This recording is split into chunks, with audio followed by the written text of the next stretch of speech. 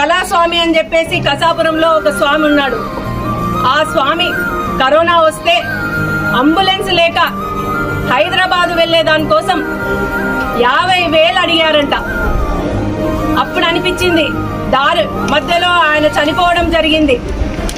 ఇలాంటి కొన్ని సంఘటనలకు మాజీ ఎమ్మెల్యే గారు చలించిపోయి ఆయన సొంత నిధులతో 40 లక్షల రూపాయలను ఆ కష్టకాలంలోనే వెచ్చించి మరి ప్రజా శ్రేయస్సు కోసం ఆలోచన చేసిన వ్యక్తి మన మాజీ ఎమ్మెల్యే వెంకట్రామరెడ్డి గారు.